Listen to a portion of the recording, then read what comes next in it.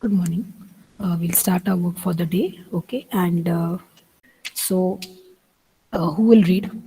Suppose for the present that a particular country is quite developed, we would certainly like this level of development to go up further, or at least be maintained for future generations. This is obviously desirable. However, since the second half of 20th century, a number of scientists have been warning that the present type and level of development are not sustainable. So, why do the scientists feel that the level of our usage is not leading us to sustainable development? Is because we believe in this, right? We have not inherited the world from our forefathers. We have borrowed it for our from our children. What we think, something is already present on the earth, so we can use it as and when we want because it's already easily available to us. But that's not the condition. Whatever is available to us, we have to use it in a careful manner so that we keep it for our children and their children's also later on. Okay, so let's take this example of groundwater. I'm giving you 2 minutes. All of you will quickly read the passage in the mind, and then we'll see the next two questions that are following it. Good. So now, why groundwater is overused? Why do you think groundwater is overused? Ma'am, because of the rapid growth of urban settlements and growth in agricultural use. Correct. So easier answer is, of course, due to growing population, the needs and demand of water are increasing, obviously for different purposes, and hence groundwater is overused. And can there be development without overuse? Can there be development without overuse? Yes, ma'am. In what way? How can we ensure that there is development? Ma'am, in regions like in the example they said in regions like Punjab and Western UP, means in short the agricultural areas. So the farmers can plan a way in which there is a minimum use of groundwater so that they will conserve the water also and their agriculture growth will also not stop. Correct. So, in short, you're trying to say that we need to use our resources In a, judiciously or yes, yes, carefully. We have to judge, like you use the word, right? The farmers should do it in such a manner that they should think whether they are overusing or is there some other alternative available for it, right? So, that is how we can ensure that there is development if we actually judiciously use those resources. So, if we keep that in mind, are we actually ensuring that we are doing sustainable development? yes. Yes. Okay. Read. Groundwater is an example of renewable resources. These resources are replenished by nature, as in the case of crops and plants. However, even these resources may be overused. For example, in the case of groundwater, if we use more than what is being replenished by rain, then we would overusing this resource. Okay. And then continue with non renewable. Non-renewable resources are those which will get exhausted after a few years of use. We have a fixed stock on Earth which cannot be replenished. We do discover new resources that we did not know of earlier. New sources in this way add to the stock. However, over time, even this will get exhausted. Yes. So if we don't use these resources carefully, like renewable resources are something okay, in a short while of time, it may come back to life and we may get a new stock of it.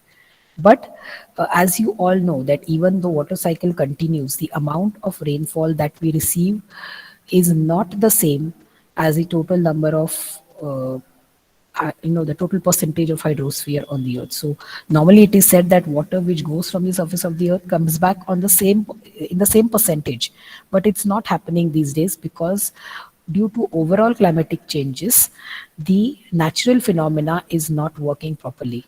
And to add to it, if we are overusing this resource, then automatically we are going to face an acute shortage of this renewable resource as well. You already know in many countries water is in great shortage, right? So even though Some of these are replaced by non-renewable. Can you give me examples of few non-renewable resources? Anyone? Non-renewable resources? Ma'am, fuel, petrol.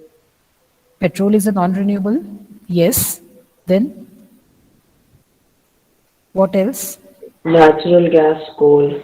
Natural gas, coal, correct. So if you overuse this is not going to come back to life sooner, because it takes millions of years for those fossil fuels to form, and then from that to extract the resource that we need, that is the natural gas and petrol and diesel.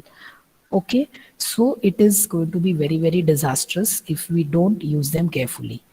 So see here, here is an example where you will see that the name of the country is given, how much they have is given, and for what years this reserve will last is given. And then tell me, is it going to be enough for all of us? And we'll read this and then solve the questions based on that. Have you seen the figures?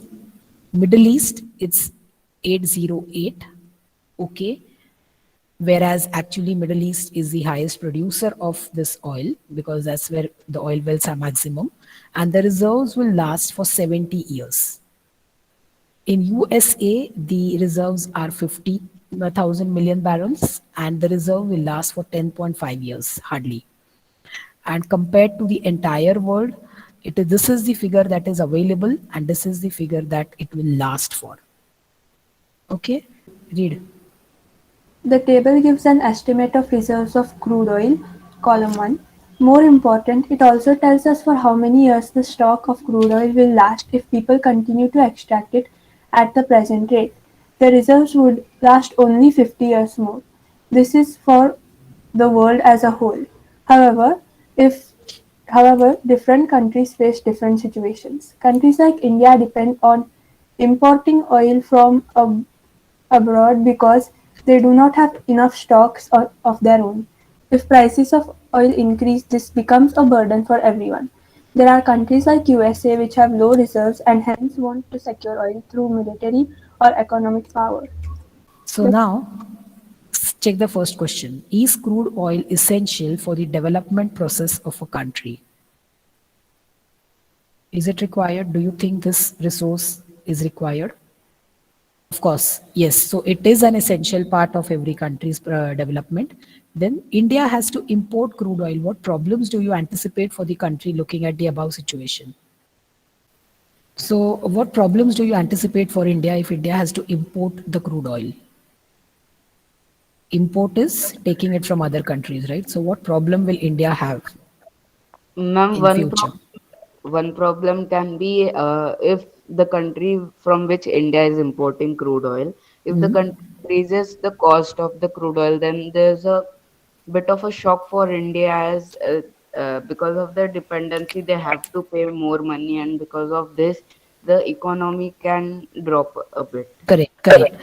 So the amount of the exchange rate of the Indian currency also can matter here, or Ma'am, the actually, and even the strength of the Indian Army will also matter because all these armored vehicles and tanks are also need oil. So that would also be a big problem for us.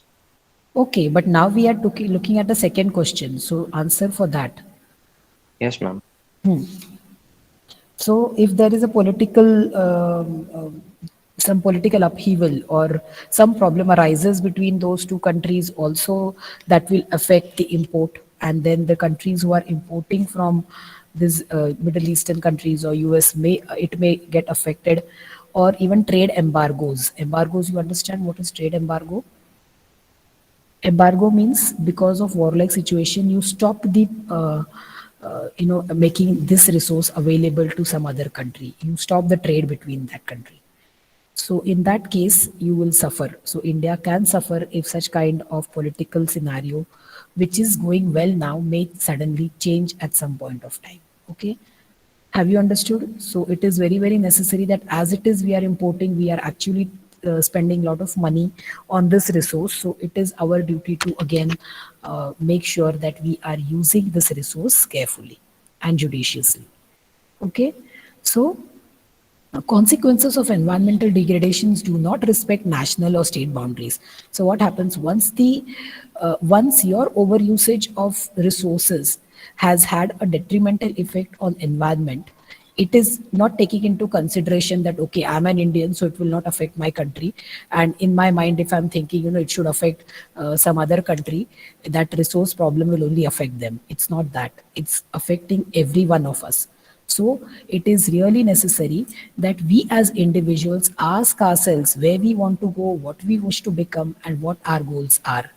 So if we do this, we can ensure that we are actually contributing to the development of our country, and we can be called a developed nation and a developed individual as soon as possible. So can I stop for the day? Yes, ma'am. Yes, ma'am. Yes. Okay. Thank you so much.